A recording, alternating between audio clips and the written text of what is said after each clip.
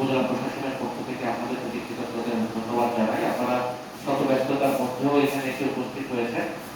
আমাদের সকালবেলা যে প্রোগ্রাম ছিল সেই প্রোগ্রাম সহ আমি অনেক আগেই আমাদের মাননীয় এমপি স্যার এবং আমাদের সম্মানিত সভাপতি মৎস্য প্রাণী সম্পদ মন্ত্রণালয় সম্পর্কিত সংসদীয় স্থায়ী কমিটির সভাপতি স্যার আমাদের পিরোজপুর 1 আসনের এমপি স্যারকে আমি আগেই দাওয়াত দিয়েছিলাম।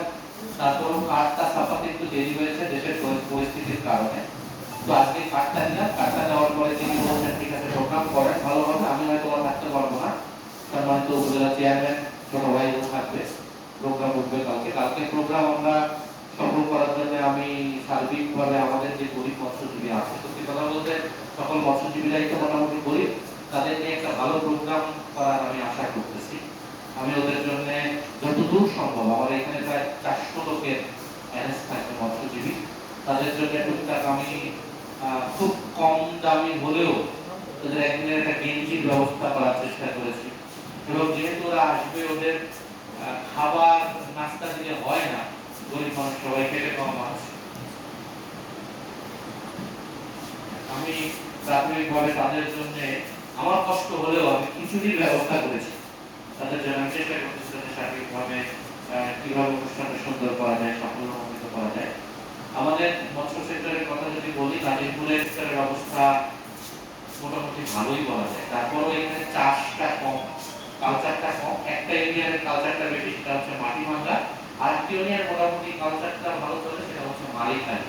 অন্য অন্য ইউনিয়ন গুলো যেভাবে মাছ চাষের অ্যাভেলেবিলিটি থাকা দরকার, সেটা মোটামুটি খুব কম। যেহেতু ফ্ল্যাট প্লেন এরিয়া, এখানে জোয়ার ভাটা বেশি হয়, নদীবেষ্টিত এলাকা।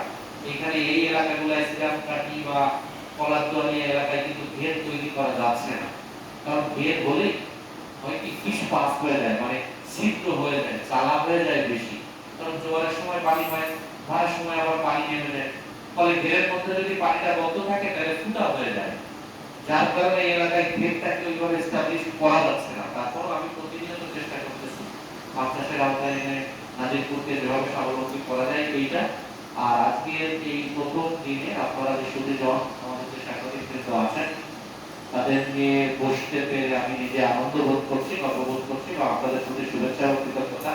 আপনাদের যদি কোনো প্রশ্ন থাকে আমি সেই প্রশ্নগুলো করবার জন্য সবিনয় অনুরোধ করতেছি। এখন দ্রুত শেষ করবো, যদি যেহেতু আপনারা সবাই ব্যস্ত, যদি কারো কোনো প্রশ্ন থাকে। আমাদের বাধা জাল 12 মাসই অবৈধ, সবসময় অবৈধ। বাধা জাল কখনোই বৈধ নয় এবং কোথাও পাততে পারবে না। দিনের বেলায় পাতে না, গভীর রাত্রে তারা পাতে। সব থেকে বড় প্রবলেমটা হয়ে গেছে যে আমাদের নির্দিষ্ট সময় বেসিসে এই বাজেটটা আসে মোবাইল ফোনে। কারণ আমার একটা মোবাইল ফোনে গেলে মানে হয়ে গেছে আমাদের জন্য একটা বড় কাল। আর একটা জাল যদি আমি পাই, সেই জালটা উঠাতে মিনিমাম যখন স্রোত থাকে, স্রোত অবস্থায় আমার 6 জন লেবার লাগে এবং 2 থেকে 2.5 ঘন্টা লাগে একটা বাধা জাল উঠাতে। বিশ্বাস করেন, যখন ফুল স্রোত থাকে তখন ওই বাধা জাল কিন্তু সহজে উঠানো যায় না, ওরাও পারে না। ওরা স্রোতের আগে পাতে, স্রোতের লাস্টে উঠায়।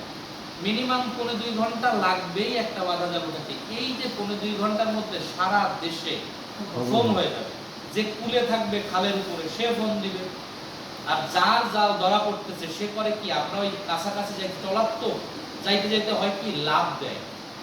মানে এমন একটা বিষয় করছি, বিগত কয়েকটা অভিযানে যে খুব ভয়ে ছিলাম। মানে ধরেন রাত্রেবেলায় যখন অভিযানে যাই, রাত্রেবেলা খুব সেন্সিটিভ। আমি আবারও বলি, দিনের বেলা জাল থাকে না, রাতের বেলা কিছু জাল পাতে। আমি কিন্তু অপরাধে স্বীকার করতেছি, কিন্তু যখন আমি রাত্রে জালটা ধরতে যাই, সব থেকে বড় প্রবলেম হচ্ছে লোকটা জালটা পেটে আস্তে করে চিত হয়ে শুয়ে থাকে নৌকায়, আলো থাকে না। যেই টের পায় পুলিশ সহ মোবাইল কোর্টে আসছে, ওই ট্রলারের কাছে যাওয়ার সাথে সাথে ওই ঘুম থাকা অবস্থায় কোন রকম চেতনা দিয়ে উঠেও দেয় লাভ নদীতে। কিন্তু আল্লাহ না করুক কোনো ক্রমে যদি ও উঠে গেল, বেঁচে গেল, ঠিক আছে। যদি তার ব্যত্যয় হয়ে বসে, তখন কিন্তু আইনে সেই সুরক্ষার জায়গাটা থাকে না।